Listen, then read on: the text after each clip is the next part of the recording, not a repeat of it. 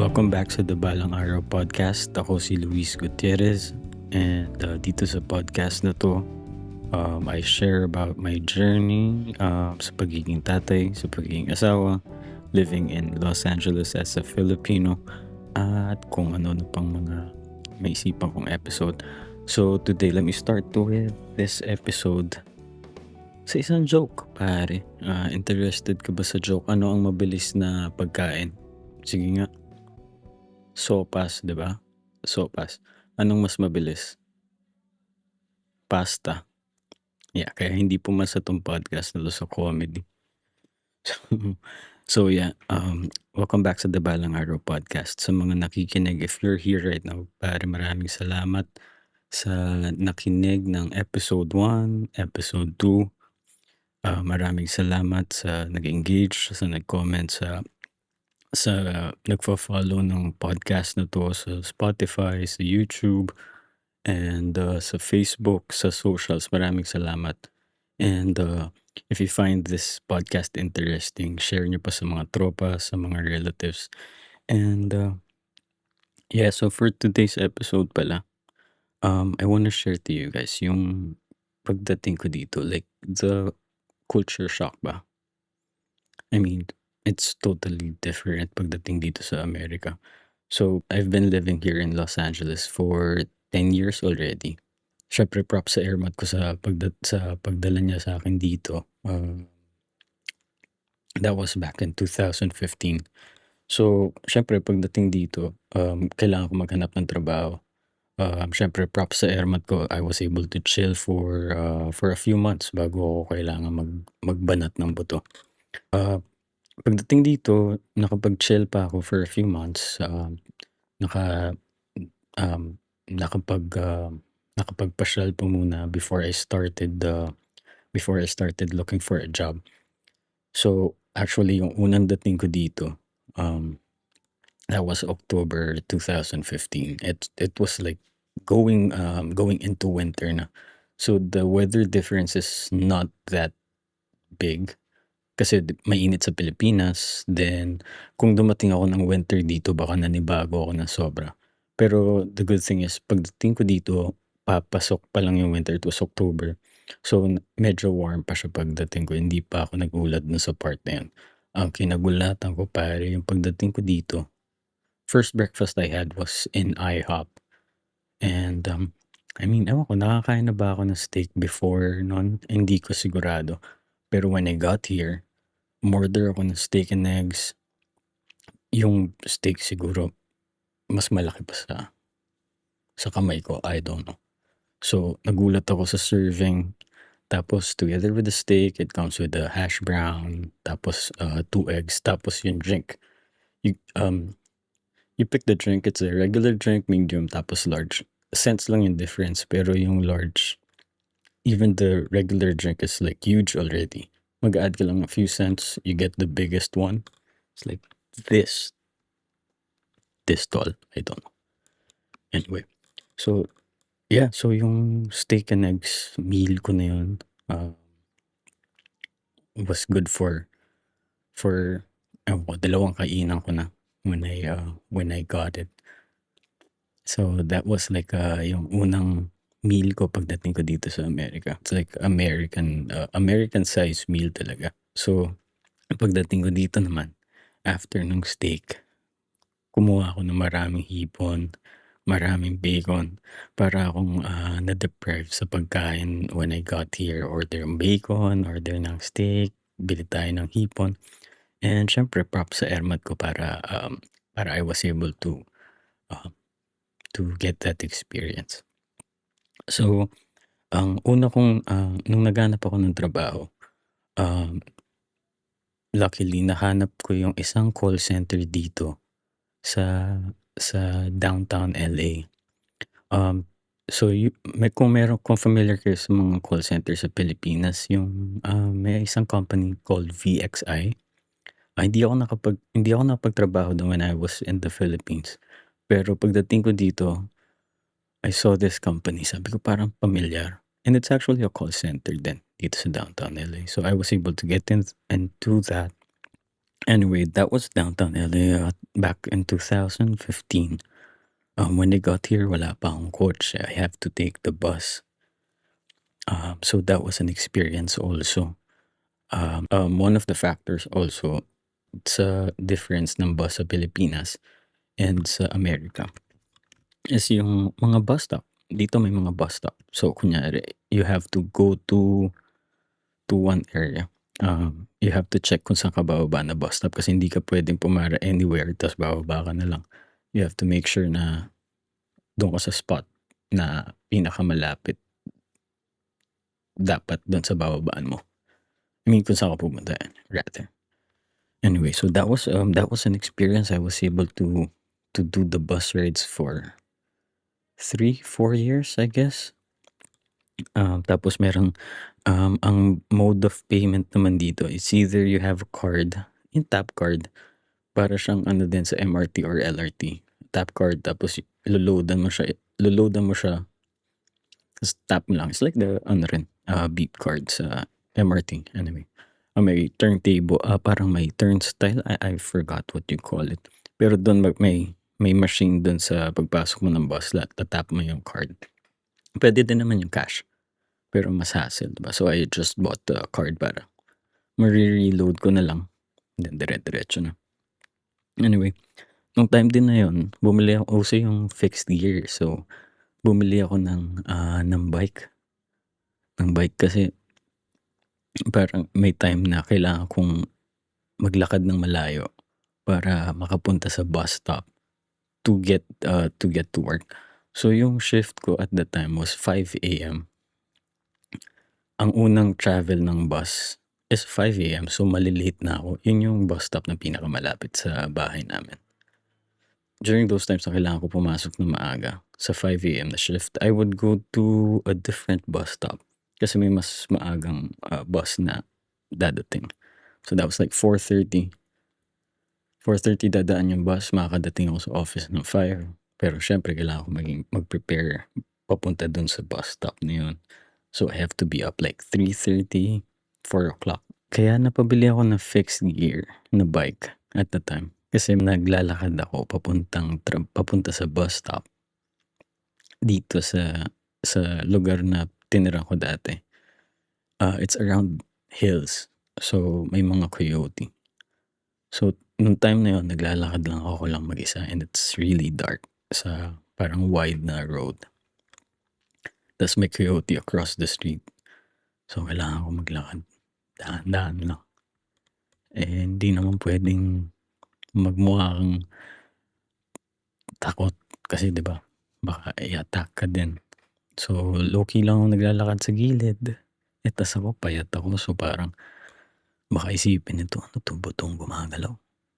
Kainin ko na 'to pare. So sobrang takot na takot ako, akala ko tapos ako na. Tas yung street sobrang haba. Like kung tatakbuhin ko man yun, hindi ko lang kung saan ako pupunta. Kahit saan ako tumakbo, I know aabutan ako nung animal na yun. Anyway, so that morning hindi naman ako napahamak. Tropa naman kami ng coyote. So that was that. Napabili ako ng fixed gear. Yun yung parang nauso sa Pilipinas na walang gear, kailangan preno mo. Yung preno mo isa lang para lang bumagal. Tapos ipipreno mo siya with your feet. Tatapakan mo pabalik, parang magre-reverse. So yun yung mode of transportation ko ng the bike and the bus for a lot of years. Tapos syempre experience din as a new kid in the block sa bagong bansa. Bagong tao sa bagong bansa. Nakakatakot.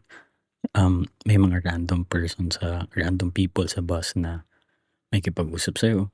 May mga random people sa bus na iba yung trip. Tas lalo na madaling araw or minsan pagkatapos ng trabaho, nandun ako sa downtown LA so madaming tao na makakasalamuha mo and you just have to like make diskarte pare kung paano ka makikisama. and makikipag-communicate, makikipag-interact. It's different. Parang iba yung vibe. Iba-iba yung lahi, iba-iba yung lahi versus 'pag nasa Pilipinas ka, it's your hometown. Alam mo kung saan ka pupunta, alam mo kung nasaan ka. I mean, nando'n ka sa teritoryo mo or like your kampante, you're in your hometown. Pero yun nga, buti na lang din marunong akong mag-English. Siguro yun yung advantage ko. Yung advantage ko kaya nakapag-navigate ako ng, mas madali somehow. Kasi meron yung mga ibang tao na hirap sila mag-English. Lalo na kunyari 'pag napupunta ako sa DMV.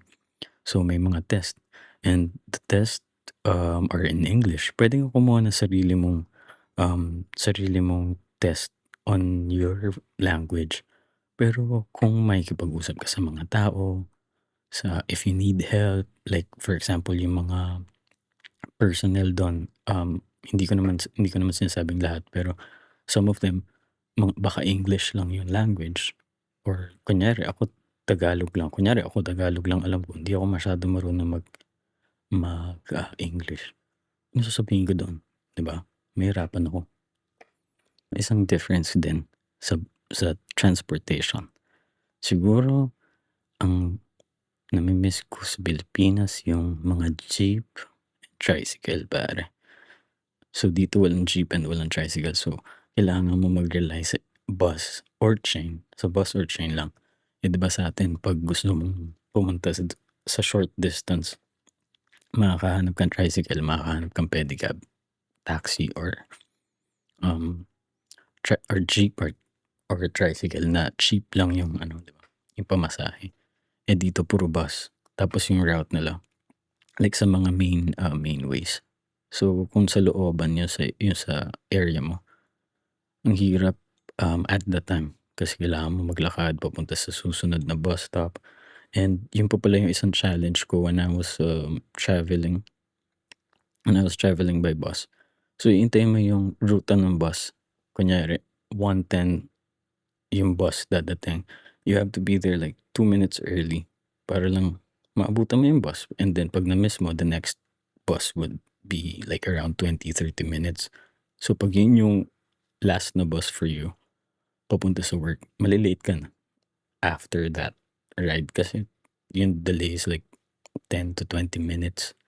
Minsan may mga bus pa na, hindi dadating.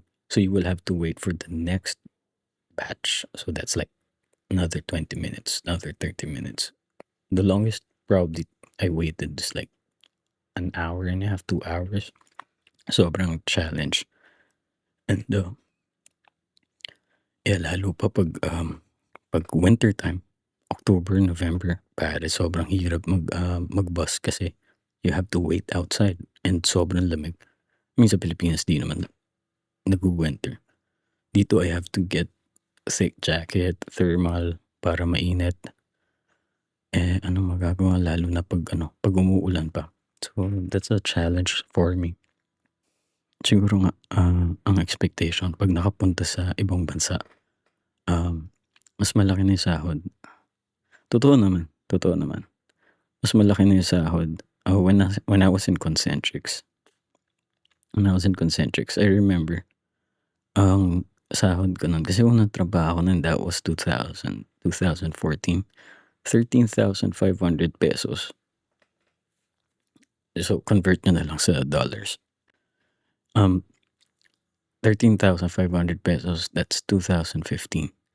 Tapos pagdating ko dito, parang yung sahod ko naging, for the same job, I was able to get like times 5 of it, times 5 of that rate.